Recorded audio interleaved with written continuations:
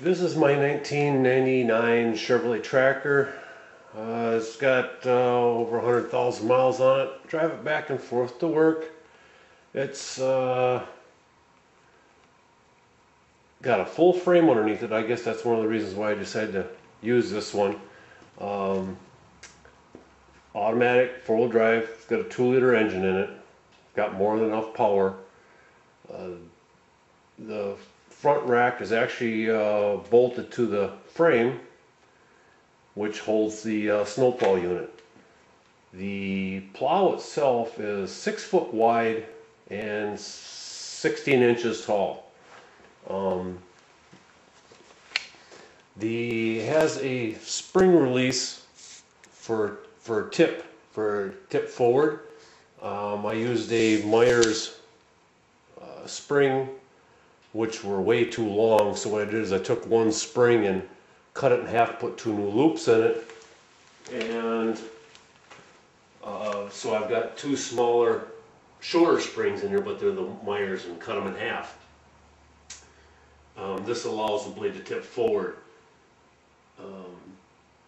The base unit for the bracket that holds all the working mechanisms is approximately 10 inches wide and 14 inches long and approximately 14 inches tall. All the working mechanism fits inside of that particular area, which was a challenge just because of the size of the units that were in there.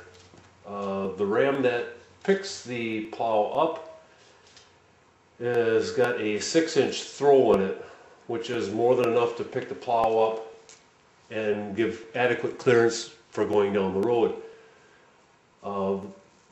What I did realize though is that I did not want another set of highway driving lights like most plows have mounting on the snow rack. So when this plow was all the way on the up position, the headlights are still functional and it doesn't need an extra auxiliary set of lights for it. The tilt cylinders are a little bit longer than what I wanted. I mean, these here have approximately a 15-inch throw, so I can get my angles I need to get the correct tip on them. This plow setup is basically the same size as what you'd find on a four-wheeler, and other than the fact it's about 2 feet wider. So the plow itself isn't very big, but according to the videos, it does move quite a bit of snow. The power unit, which provides power for this, is mounted in the back. Have you seen on the other video? A lot of people think that that is a weight box in the back of the truck, and it's not really a weight box, even though that's what it does. But it houses the power unit that runs this. The hydraulic lines from that power unit run up to the front. They're on quick disconnects. So the 4 bolts in the front, here, and the 2 on the other side, with them 4 bolts gone and the quick disconnects unplugged, and the wiring harness from underneath the hood, when they're unplugged, it's just 1 wiring harness and 2 hoses, and in the front it comes off, which is fairly easy going on, but it takes a little bit of time to put it back together. Sometime throughout the summer I'm going to try and work on trying to getting a quick hitch for it. See if I can devise a new system for that.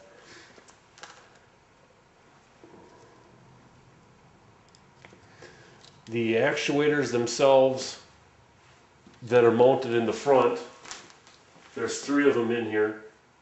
They are electronic fluid control valves. I actually ordered these through Northern Tool. Each one needs a 12-volt power source, which is controlled by 3 rocker switches that are bolted to the automatic gear shift inside the cab. They when the switch is engaged, also toggles in the fluid control valve, and it actuates the solenoid which runs the pump simultaneously. So when the pump starts, that solenoid will actually operate in that direction in which you want it to go. The rams that tilt the blade, I didn't need anything more than, you really don't need anything more than 8-inch throw, but these here were a little bit longer. It's what I had available. I put these on. They do work well this way. The one option that this thing has that a lot of the plows don't do is that I can actually push one front corner of the blade out further than a normal plow, which makes it a little bit easier for cleaning up, say, in front of a garage, where you can really tip it quite a direction. I'll show you in just a second here.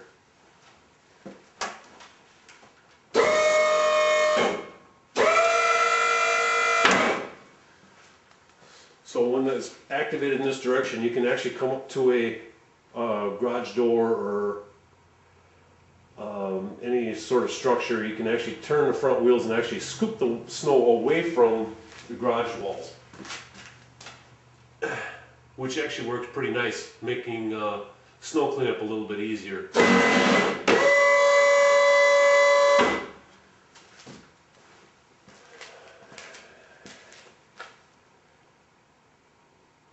And in a few minutes I will talk to you about what I've got for a power unit in the back.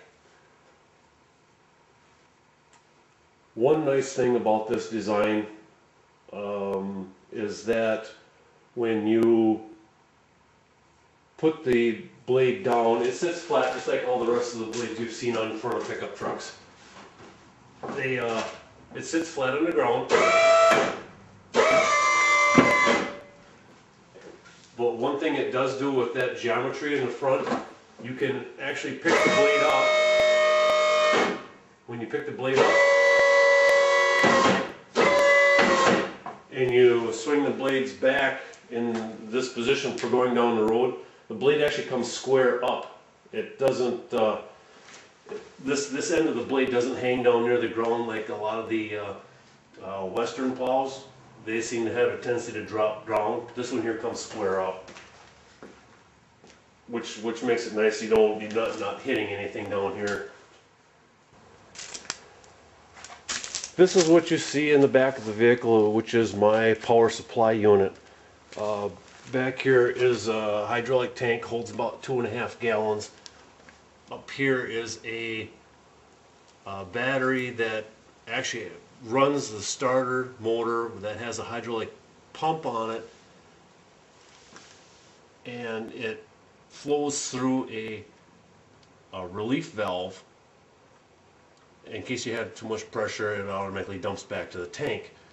I have 2 wires that run from the original truck battery back here. It kind of puts a trickle charge back into this battery here to maintain a charge in this one here. And here we have a solenoid that actually operates this motor, so that when you run the switches that activate each solenoid up in the front will engage this solenoid exactly at the same time. So when you want to run this pump, it actually actuates the coordinating solenoid in the front. This particular pump here puts out about 4 gallons a minute, which is fairly quick for what it does. I mean, and this is all pieces that I've had laying around the house. This whole unit here, you could buy a self-contained unit that may easily fit underneath the hood of the vehicle, but this is just stuff that I had laying around. And the whole box itself slides into the receiver hitch that's on the back of the truck, so disconnecting the hoses in the front and a couple of wires, and this whole box will come off. So it actually looks like a weight box, but what it is, it houses the power unit for the plow in the front.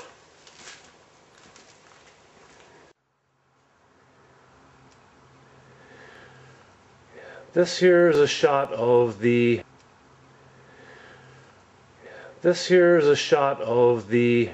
switches that I mounted. I want them put it in an easy place that it could be easily operated when running the plow. I actually mounted them to the gear shift knob, so when going from forward to reverse, you just reach down with your finger and activate each switch. Now these switches are a double pull, double throw switch, which activates the solenoid for the pump and the solenoid for the hydraulic solenoids in the front. And they're easily reached when sitting in the vehicle. It actually works fairly easy. The wiring harness was I found a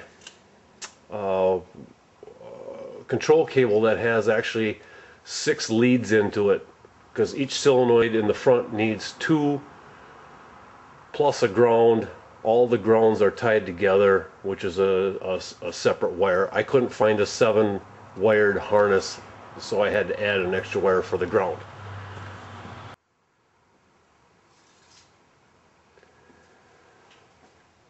So with the power unit and the pump being in the back, capable of 4 gallons a minute, you'll see that the speed may not be quite as fast as some people would like, but this is all the components that I had laying around the house and put together.